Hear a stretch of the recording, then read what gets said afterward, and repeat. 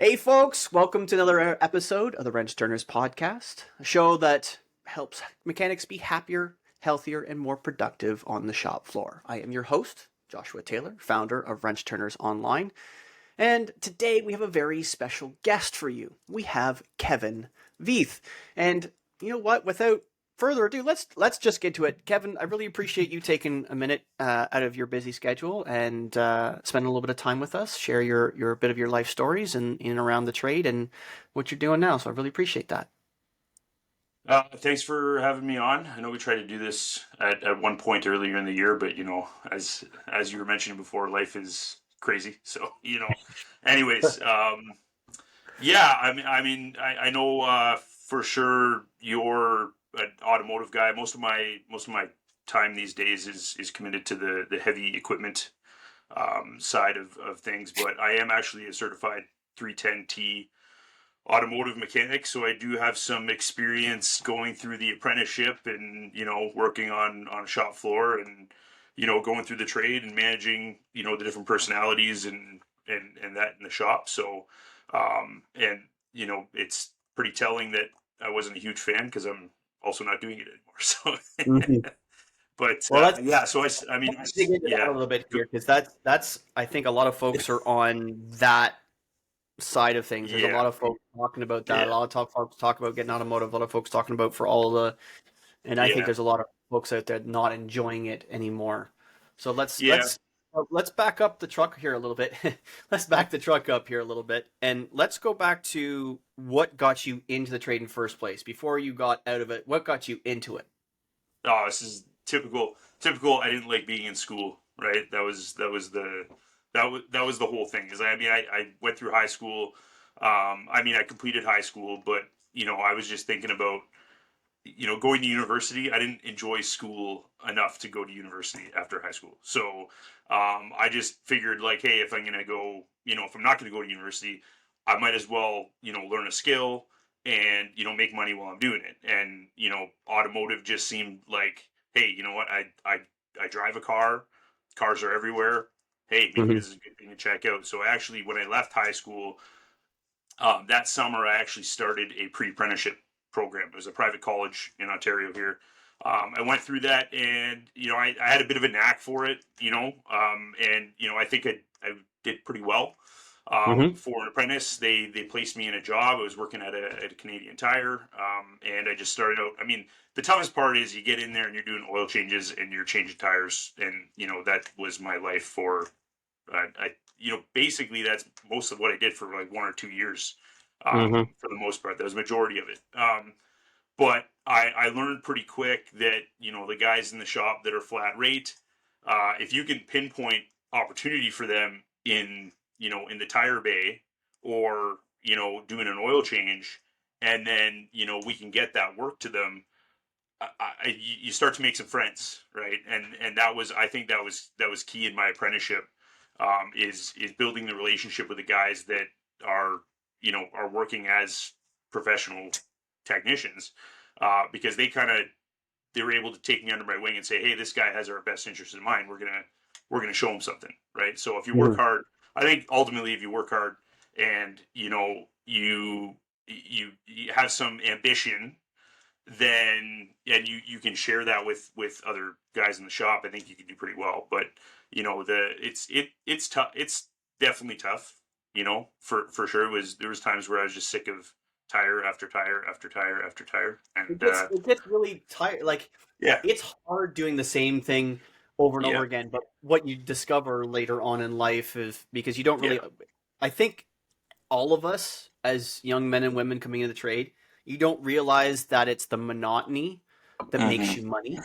Hmm. Um, it's Yeah. it's a difficult thing to grasp that it's the boring, Hmm. monotonous stuff that make Yeah. us the most money because you look at a couple of things.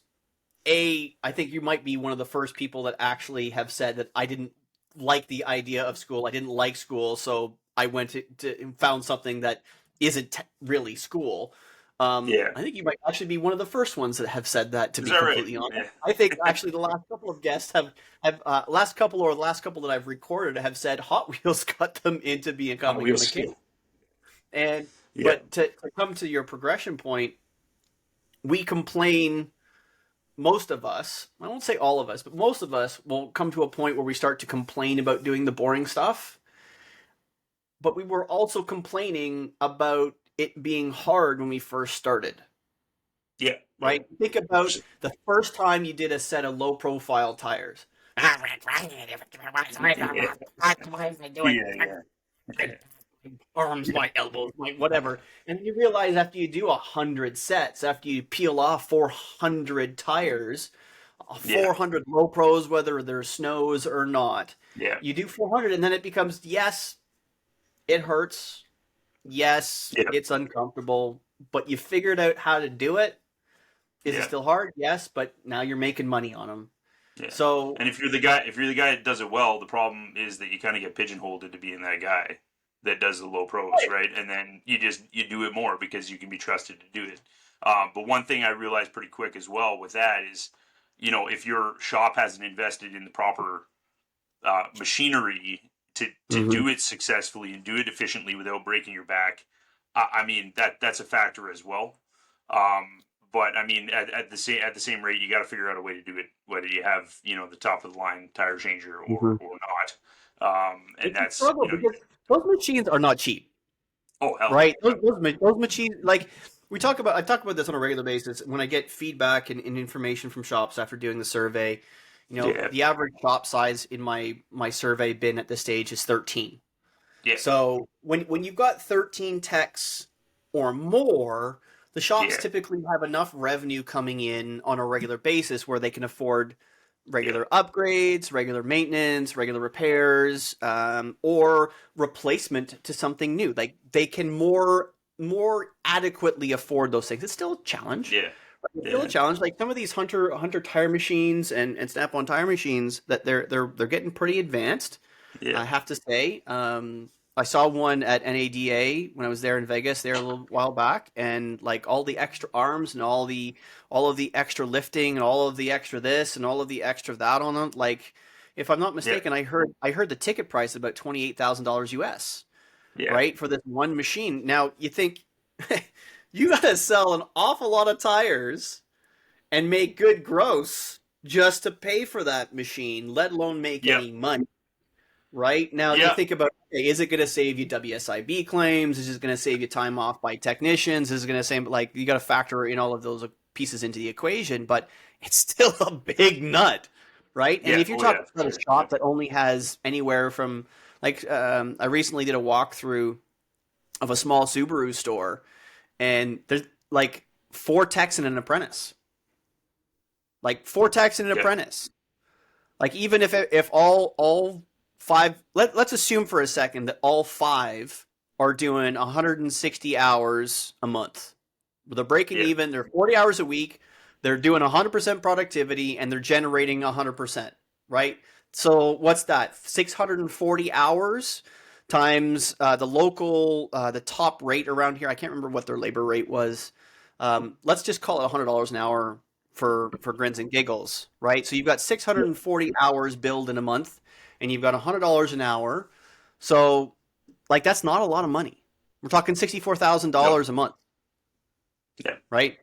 In Yeah. labor, obviously we got parts in there, but $64,000 in labor is not a whole lot of room to play with in Yeah. order to Yep. pay the bills and and then buy a $28,000 tire machine. Yeah. That's So right. the little shops out there are like, it's not even just the little shops, like the mom and pop shops struggling for that stuff anymore. We're talking about the little dealership shops that are going to be Yep. struggling with that stuff too, because you're talking some of these brands like Subaru, and I don't mean to pick on Subaru. Sorry, Sean Welsh. I know you love your Subarus, but um, the little Subaru stores, they're getting absolutely knackered with all of these EV stuff that they're barely selling. Right. This one service manager, actually, I've had two Subaru service managers tell me the same thing. It's like they were getting stuffed with all this EV equipment that we're not using. Like they've Yeah. sold Yeah. two in a Yeah. year. And like if you were selling two a month or two a week, an $8,000 battery lift makes sense. But two Yeah. in a year? Yeah. Like, Yeah. come on, Nobody folks. uses it. Yeah. Yeah.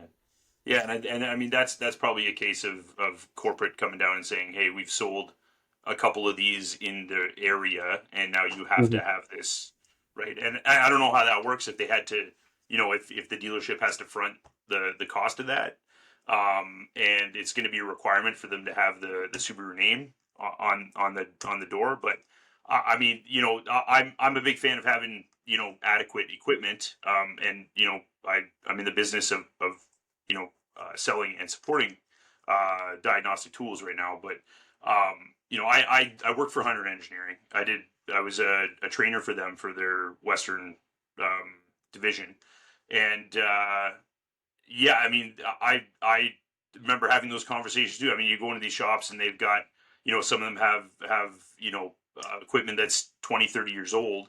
And you're talking about a Hunter alignment machine that's like 55, $60,000, right? And you got to look at like just the math you did. I mean, how many alignments are you going to have to sell in order to pay that Mm. off? And then on top of that, you got to have guys who are able to properly do alignments, and then you need to have front counter staff advisors that know how to talk about alignments to customers in order to get them on the alignment rack.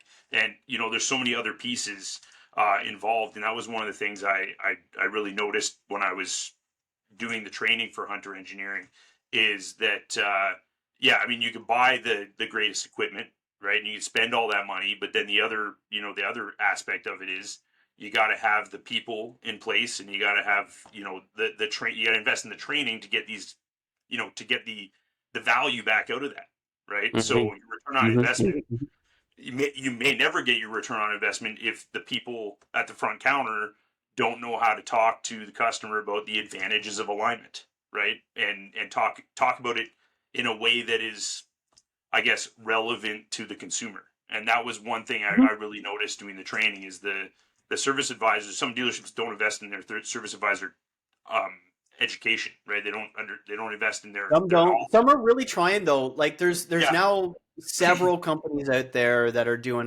that are doing a solid. Some of them are doing a solid. Hmm. Some of them are excelling, and some are Hmm. top tier. Yep. Right? You like top tier for me is Corey Smith, National Auto Care APCO. Yep. I've heard him speak. I've heard him go through the virtual training. I've heard, what he does and how he does for advisors.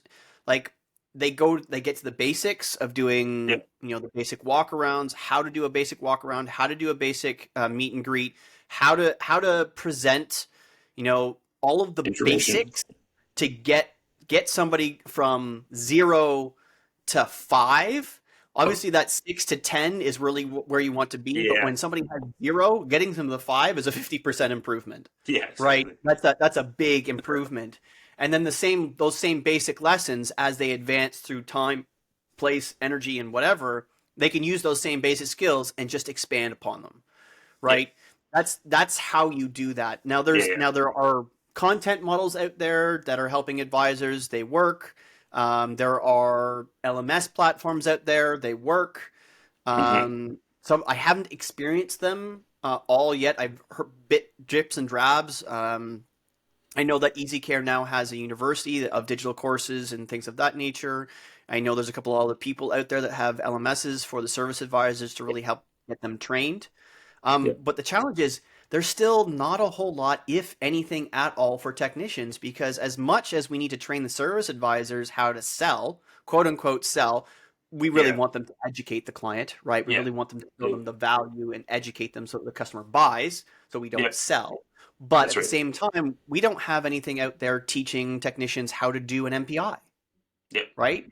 When you've got a technician now walking around with their phone in their hand, videoing themselves and videoing the car to show the guest what's going on with the car, there isn't a whole lot out there. And what is out there is very, it doesn't feel genuine. Like Hmm. there is some out there, but a lot of it doesn't feel genuine. And I think it comes down to having relevant people behind the camera Yeah. teaching. Like, for example, the last thing you want is an insurance salesman trying to build a rocket. Like, it feels Yeah. that kind of Yeah. completely separate entities.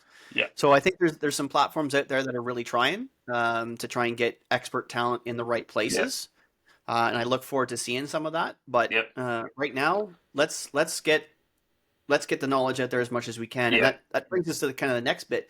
So you mentioned in there that after you started, you spent like a year to 2 years doing nothing but oil changes and tires. What was that pretty like? much. Was it now? It's hard, Yeah, yeah, right? It's not an easy thing to do because you've got the old mechanics saying you got to pay your yeah, dues, yeah, yeah, right? And you've got leadership trying to squeeze a year to 3 years out of you as a young mechanic, trying to get $100, $150, $185 an hour out of you while you're minimum wage, yeah, so that when you turn 3 years old as a mechanic and you start charging them $25, $30 an hour, they're still going to make their gross on you. yeah. So what was that first year like? Do you have any stories? Do you have any experiences in there that you could share? I mean, looking back, I mean, I got my ticket like 2008 or 2009, but I mean, looking back that far, I mean, I think the like overall, just thinking about it overall, like I don't have any specific example. I mean, I remember, mistakes were made by myself, mistakes were made by, other guys, but the one thing I remember is there was a lot of other guys coming through and girls actually coming through as lube techs doing oil changes, doing tires, and they would come and go. It was like a revolving door for the most part. So I recall working with a number of different people that it was. I don't know. Maybe it's just a part time job, and it paid the bills, and they found something better, and they're not genuinely interested in the trade or becoming licensed. Other guys who were interested in becoming licensed, but it was just clear to them they didn't have the maybe the ambition, or they didn't have the knack for it off the bat, Okay. or they just weren't able to foster those relationships. And I think that was, again, that's the key, is fostering the relationships with the guys, the licensed techs in the shop, because they're going to want to keep you around, right? If you're just a punk who doesn't want to put in the effort or work really hard, then they probably don't want much to do with you. So it came to a point where I'd bring cars in, and one of the first things I would do before I peel the tires off or drain the oil, or while the oil's draining, I'd wiggle the front end, see if there's any loose tie rods or ball joints, or I would on the way into the shop, I would just listen or look for potential issues that there could be. I'd look at the brakes, and if I noticed anything, right, then I would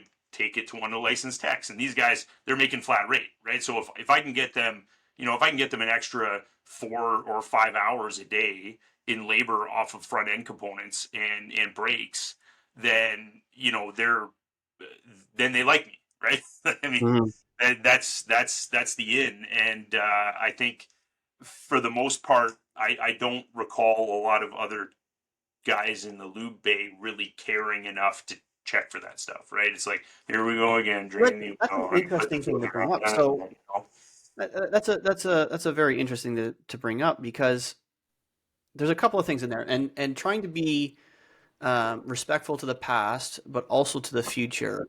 One of the things that I see commonly phrased by Gen Z and then boomers Yeah. and older Gen X folks is like the younger generation doesn't want to work. However, at the same time, the younger folks say, they don't feel like they're being treated well.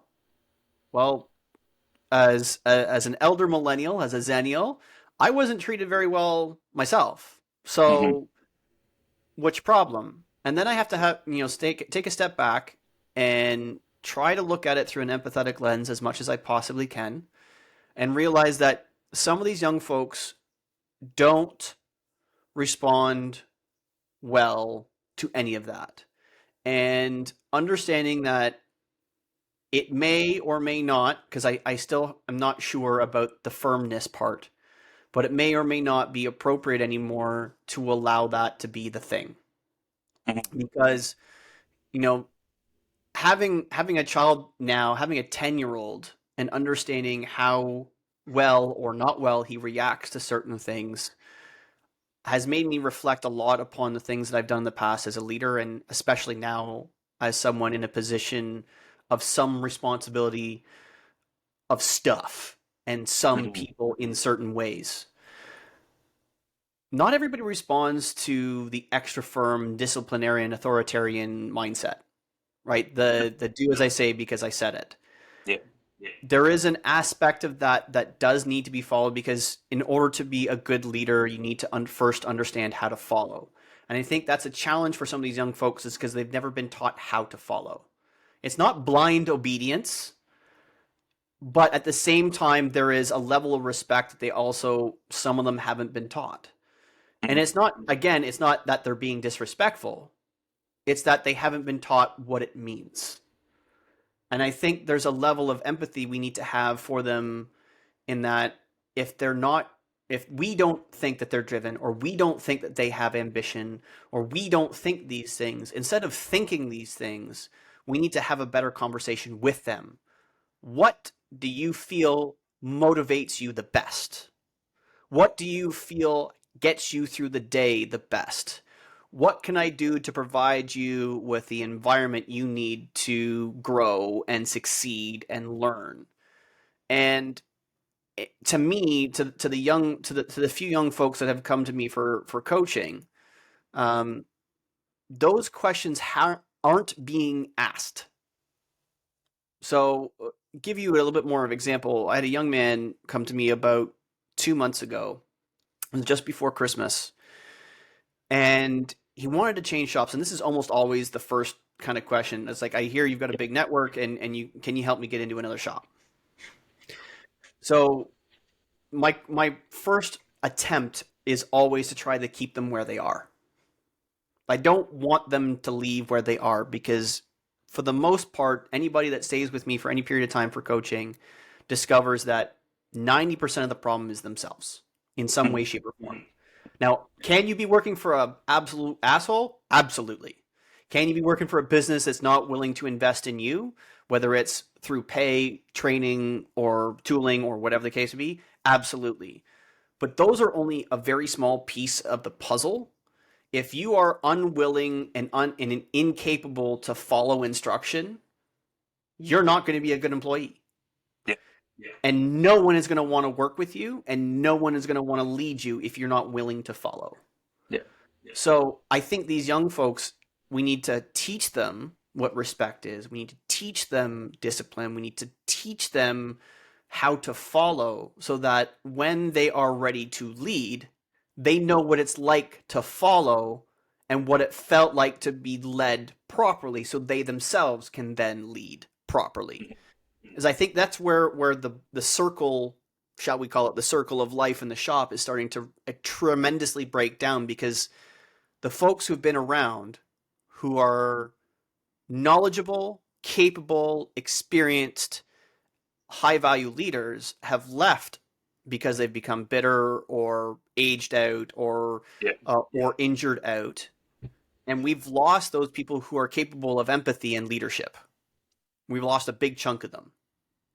My Yeah. average survey, the average time in trade in my survey at this point is about 16 years.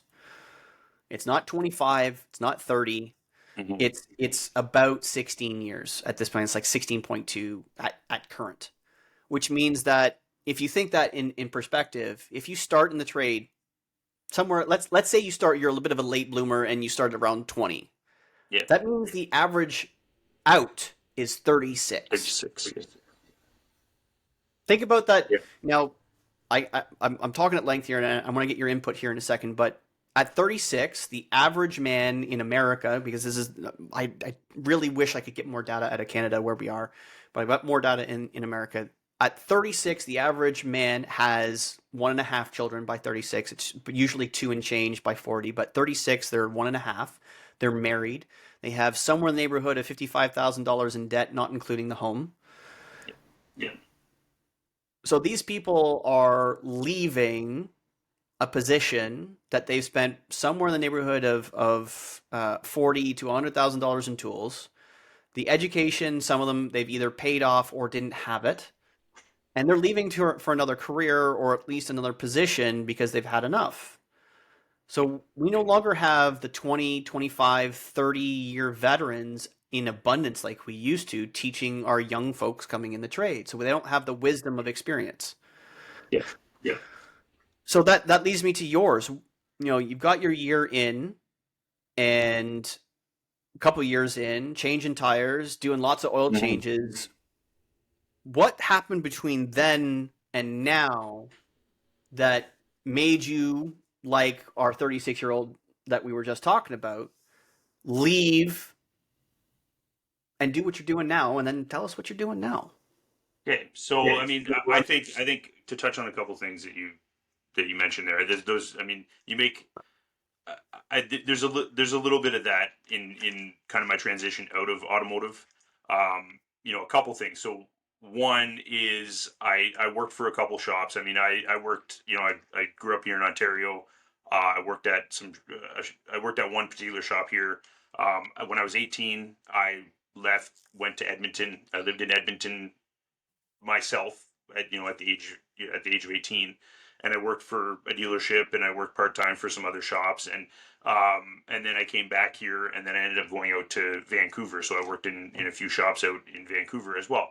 And there's one thing for sure in the shop is the the guy who is the best in the shop is not necessarily the guy that should be the foreman, right? If you're looking Correct. at the foreman to be the Unequivocally. leader, I don't care how good he is at his job, right? But he might not be the right, like there's something around the word shop foreman where it's like, oh, you're the shop foreman, you're the best guy in the shop, right?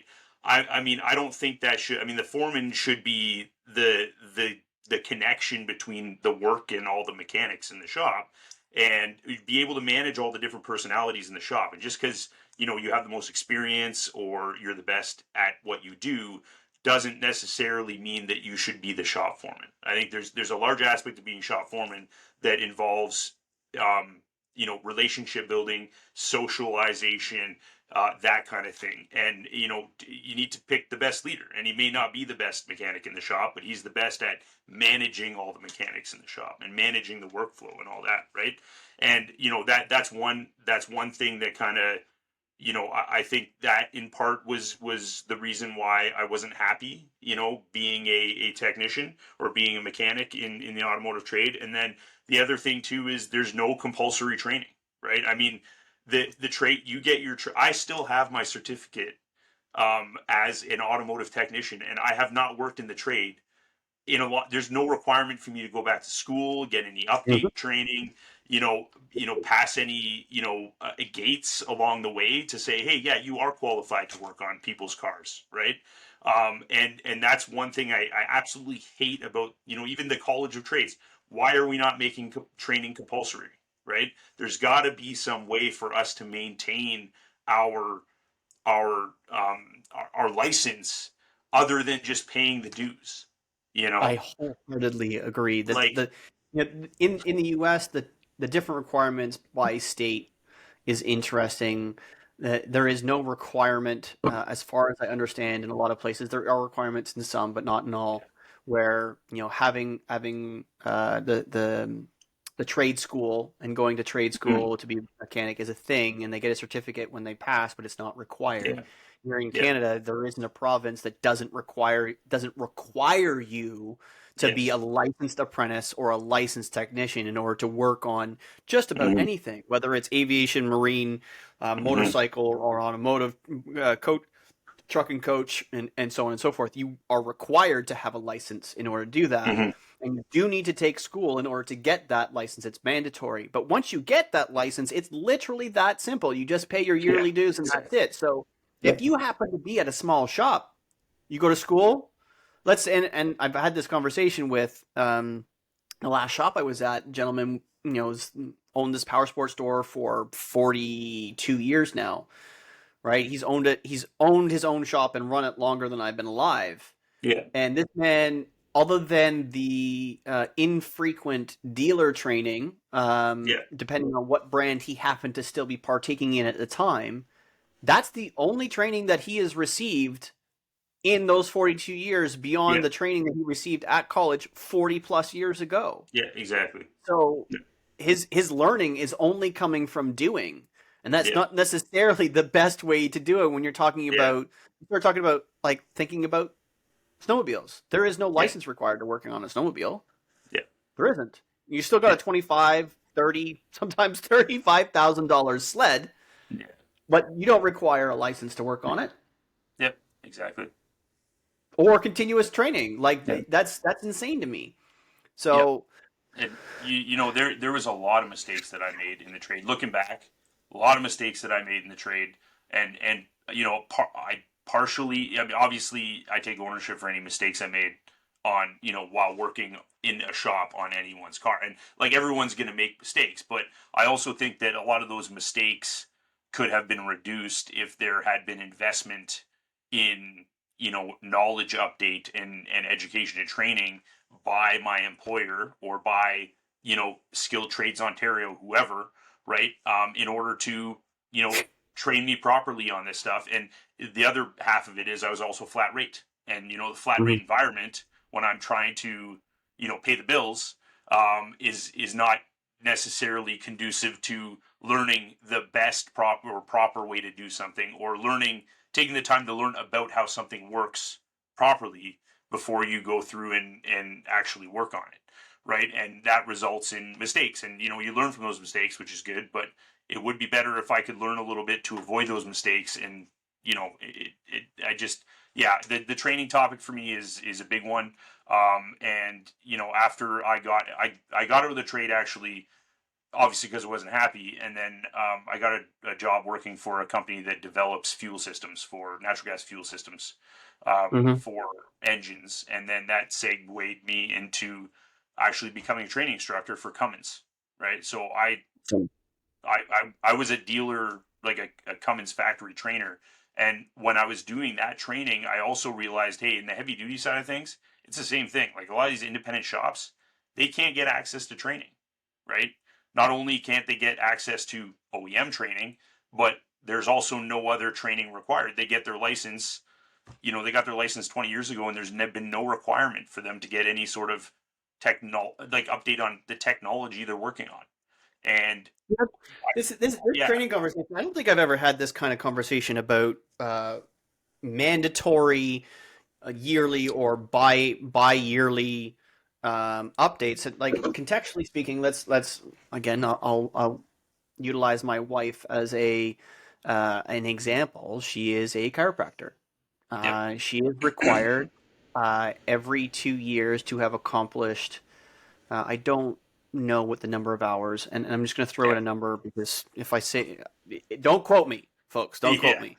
But I think the idea is there's 20 hours of unstructured learning required and yep, 20 hours of structured learning yep, required. And the unstructured stuff is literally you saying, as a doctor, saying, I have read this article, it's this long, it's about this, and whatever. And you fill out the notes, and then you have it on docket on file. They are mandated having mhm, basically a continuing education file that should yes, they ever have an auditor walk into their clinic yep, and say, hey, I need your continuous learning folder, and they will verify everything that's in it. They yep, will quantify everything, whether it's structured or unstructured. They will verify all of it. And yep, there are consequences if they don't. The structured stuff all has to be stuff that is quantified by their college. And we're in Ontario, so it's the Ontario College of Chiropractors that would have to mhm, provide a credential for said yep, structured course, and each course will be signified by a certain amount of hours of education, and it doesn't matter what it's about as long as it falls within a certain series of that's guidelines. right. As a mechanic who is at a dealership, there's a certain amount of those things that you can take just by being a dealer mechanic. Yes, However, if you happen to be in the trade for 10 or 15 years, you might be near the top of that food chain where you have like like a couple of our previous guests where they are maxed out at their brand training, and the only way they get new training is by going to by waiting for new models to come out and yep, new product to come out. That's their new training. So they have nothing for years on end. yep, So there's no requirement. Or you happen to be at an independent where they have nothing. yeah. right? So Yeah. there's no supply training of any kind. So not only is there nothing mandated, but there's nothing supplied. Yeah. So training, I think, is gonna isn't just a hot button. I think it's or a hot topic. I think it's a mandatory conversation we need to start having in a Yeah. lot bigger way, in a lot more ways. Hmm. And I'm not just talking about the soft skills like what I do. I'm talking Yeah. about technical training too. Like there Hmm. needs to be a lot more. It needs to be more easily accessible, more readily available for everyone, not just folks at the Yep. dealer. Yeah, and that's exactly what I did when I was with Cummins. I realized very quickly that we had customers that were, or yeah, I guess Cummins engine owners. Let's say it's a school district, for example, and they've got 100 Mm-hmm. Cummins engines. Well, they call up Cummins, and they're not a certified shop. They're not a warranty certified uh, dealership, right? So they call up and they say, "Hey, we've got 100 of these buses," and all of a sudden, these new ones that we bought, we've got like 10 of these brand new ones, and have this diesel exhaust fluid stuff on there. We have no idea what it is.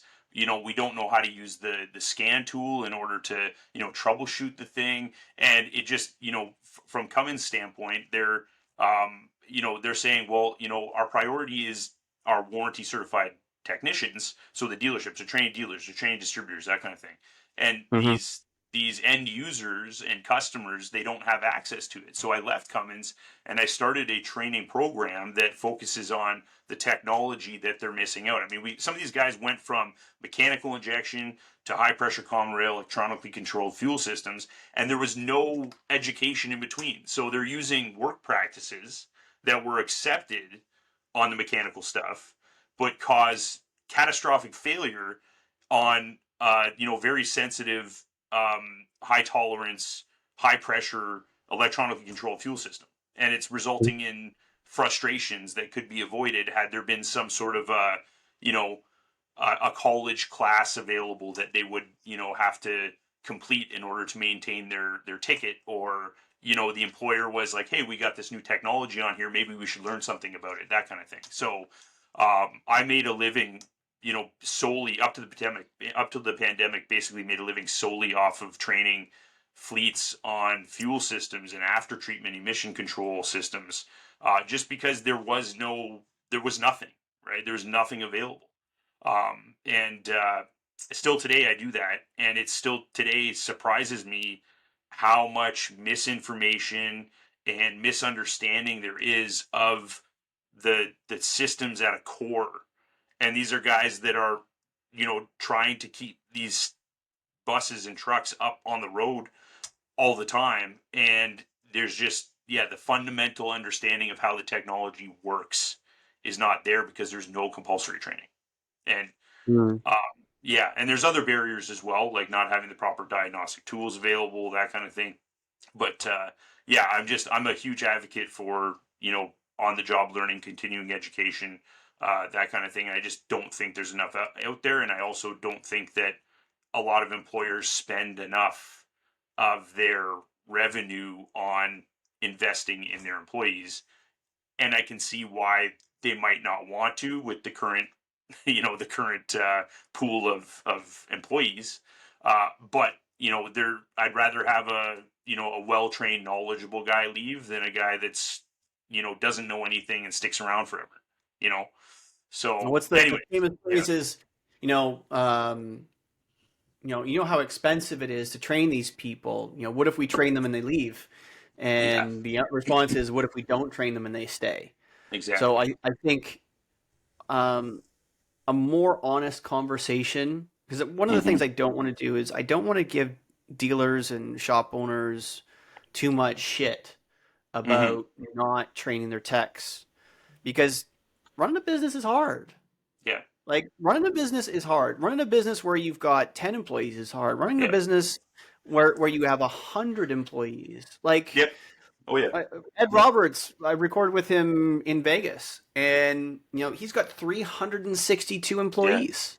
That'd be a Like I challenge. Yeah. can't I can't fathom what his day Yeah. actually looks like when he's Yeah. at the shop. Hmm. So trying to figure out and come up with training programs for a crew of 10, let alone a crew of 362, is a Hmm. daunting task. Yeah. Forget about the financial investment that it would be required, but just figuring out Yeah. what would be best for your shop. Yeah. that decision on its own requires a lot of time, energy, and effort. So, Well, there's you also scheduling when you have that many employees. Like, how do you, if you're going to send some know, guy away on a 5 day class or a 3 day class? I mean, we're already short on a lot of these places are already short on labor. And on top of that, you're asking them to send, one or two people to get some training. I mean, and then you're paying overtime. You got to revamp everybody's schedule. I mean, there's a lot of factors. I know it's not as simple as just send your people mhm. to more training, right? There's other Yeah, factors, just like you said. I guess that's the thing. I think we've gone through a time where face to face was scary, Yeah. and we've dealt with that. And we've moved Mm-hmm. on, and it's not scary anymore. No. And I think leading up to pandemic, um, I think that the virtual world was really coming on strong. Not nearly as strong, obviously, as through I did COVID, some. but Yep. Yep. but there was virtual was coming.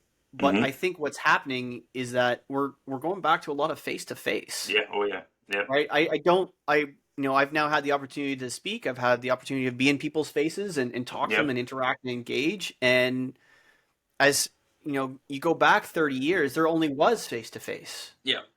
right? That's right. And one of the benefits of being in somebody's face when you're training is you get feedback, direct feedback, and you understand whether they're an audio learner, or a visual learner, or a tactile learner, and you can teach them what you need to know. Yeah.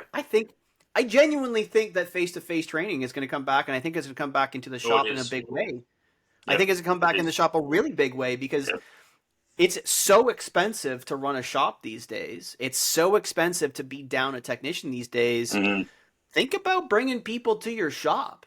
Yeah. We're not just talking about soft skills. We're talking about hard skills, soft skills, technical, the whole schmozzle. Bring Yeah. people to your shop. Get the whole shop engaged. That way it's not one person Yeah. experiencing the training. It's the whole shop. Maybe you shut Yeah. the shop for an hour. Try and compress something in an hour, and then you do individual stuff throughout the day, or whatever Yeah. the case may be. Like, there's lots of ways to skin that cat to get Yeah. everybody educated in a short period of time, face to face, so your business can continue to run. You have less issues with scheduling. Like, those opportunities are there, Yeah. and For I think sure. we have to help dealers, help shop owners, help facility managers, and so forth.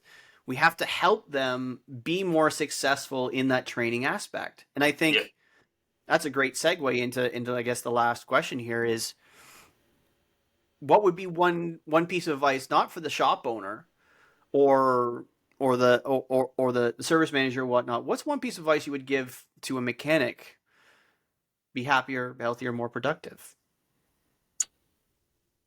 Um. Yeah. I mean, I don't know. It's a tough one. I think. Yeah, I think overall, if you're if you're not happy doing what you're doing, you're not happy in your shop, you're not you're not happy doing your day to day. um I don't think, and I think this is one thing I see often. I don't think the answer is necessarily switching employers. I don't think the answer is rolling that toolbox to another shop. I think if you're not happy doing what you're doing every day, I'm not saying that I'm not saying that getting out of the trade is the answer. I'm just thinking there's something that needs to be um, realized inward, or there's something that you need to figure out what the goal is, or you know what you plan for the future, and just focus on that, and you know take care of your body, especially in this trade. Take care of your body, take care of your mental health. I mean, it's not, you can't turn wrenches forever, and there's other opportunities out there, for sure, and there's opportunity out there that can align with what you're doing in the trade as well. So I think, yeah, I think my advice is, don't necessarily jump to, the grass is greener on the other side. My life is going to be better at another shop, or my things are going to be better for an extra dollar an hour, at some other shop. I think there's self development. I think is the key there, right? Is educating Mm-hmm. yourself, Finding other things to be excited about. Um, you know, like I don't know, EVs or some new technology related to the trade, right? Maybe that's what it is, right? Learning something new, taking the time to invest in yourself and your own knowledge. I definitely think that can help kind of get out of that mundane, like you said before, the routine of we're just doing tire after tire after tire. I mean, for me, it was like, yeah, I'm doing tires and tires and tires and tires, but at the end of the day, I hope to be a licensed mechanic, and I realized that the way I'm going to do that is by putting, focusing on learning and relationships in the shop and, that kind of thing. So yeah, I think that's what I would say. Well, if I can, so I can summarize for the summarize ending. So take care of your body. Mm-hmm. Be patient enough to self-reflect Mm-hmm. before you make any impulsive moves to the next greener pasture that is Mm-hmm. quite possibly just yellow painted green. Yeah. Okay. Yeah. Awesome. I appreciate that. Don't make long-term decisions based on temporary emotions. Right. That's Ah, there we go. There you There's go. the mic drop. There's the mic drop. That's what we're looking for. Those are the things. That's clip it, Dano. Ah, yeah, right there, right there. All right, Kevin. Thank you very much. Do you have Whole Fleet Diagnostics, Kevin Vieth? What's going on right now? You got anything popping? You got anything coming out soon? You've got courses coming out soon. You doing some training soon? Have you got new product service? What's going on? We're always doing training. Not only on the diagnostic tool that we sell and support, but we're after treatment emission system training regularly. We do that. We've got an e-learning platform, WholeFleet.ca. You will find all that stuff. But yeah, we have e-learning available. We do in-person training. We do virtual training, mostly geared towards after treatment emission systems, fuel systems for heavy equipment. Um, Commercial vehicles, agriculture, whatever, as long as it's got a diesel engine, it's got an after treatment system on it, we can, upgrade your skills so that you can more effectively troubleshoot and manage the technology that's on these things today. And then our specialty is the diagnostic tools that go along with repairing these, troubleshooting them, managing them. And we work directly with a company called Kojali. They are the manufacturer of Jol Test multi-brand diagnostic software. It's a almost dealer level functionality across multiple markets, whether it's on highway, off highway, ag, material handling equipment. And we are experts in that tool, and we provide support to all of our customers on a regular basis using that tool, troubleshooting, diagnosing, and maintaining their equipment. So So you're and that's awesome. But are you only in like is it licensable? Is it usable across Canada, or is it just where you are in Alberta? this is across Canada. We got customers across Canada. We've got some large fleets that are using this just to kind of take more control of their. There's one thing just on the frustration of being a mechanic. It's frustrating when you are, you're working on repairing something that is your job, and you don't have the proper electronic tool or laptop to interface with that piece of equipment. Okay, Mm-hmm. that's the problem that we're solving. Instead, you have to call John Deere or Caterpillar, whoever, to come out and do that service for you, when as a mechanic you are perfectly capable of doing it. You just don't have access to the technology that will do it. It will allow you to do it, right? So Gotcha. that's what we do. That's what Whole Fleet is all about. Is just putting the power back into the technician's hands and removing that reliance on external mechanics, external service providers, and keeping your fleet running, instead of waiting for service. Awesome. So, Awesome. Kevin, thank you very much for sharing. Appreciate not your a problem. time. Thanks for having me. Not a problem. Not a problem. So, folks, I think that's the end of today's episode. But it's okay, because guess what, folks? There is going to be another one coming next week. We've got a whole series lined up, and folks, keep an eye out. We've got we're planning a whole recruiting series. I haven't figured out how many episodes I'm going to do. I'm going to do at least 3. I've already got episode 1 lined up for it. A very energetic individual you will all love to hear. I might have to use the beeper to get through his episode to make sure that it can go out to YouTube the way YouTube likes, but you're going to enjoy it. You're going to get lots of information from it. You're going to find it's WholeFleet.Diagnostics.ca, WholeFleet.ca. I can't remember what it is, Kevin. WholeFleet.ca. Whole Fleet. Okay, folks, I'm going to make sure I'm going to put it down in the description below. Check out Kevin's site. Check out his products, his services, please. If you need anything ag on highway, off highway, give him a call. Diagnostics. All right, folks. Don't forget also, Wrench Turner's merch. I dropped the price on the hoodies because my mother told me so. She liked it so much, she's probably going to order another one for my dad. So, yeah. So go check it out. That link will be below as well. There's going to be a new piece coming out. Some of you might have seen it already. I'm pulling out backdated issues of the Wrench Turners podcast. So the first one that let out here recently was Craig Tomzik. It was never aired as a video. So I went into the archives of like almost a year and a half ago, actually more than a year and a half ago when we first recorded. I pulled it out. I did the editing. It's now on YouTube. So they're going to see some archived stuff now getting posted to YouTube as well. Folks, I really appreciate the time, energy, and effort. I really appreciate it very much. I hope you are enjoying. I hope you are subscribing. And to end, like we always do, a little bit of quote here. Love takes up where knowledge leaves off. I'll leave you hanging with that one. Remember, negative pushes, positive pulls, and always clean your toys before you put them away. Thanks, Josh.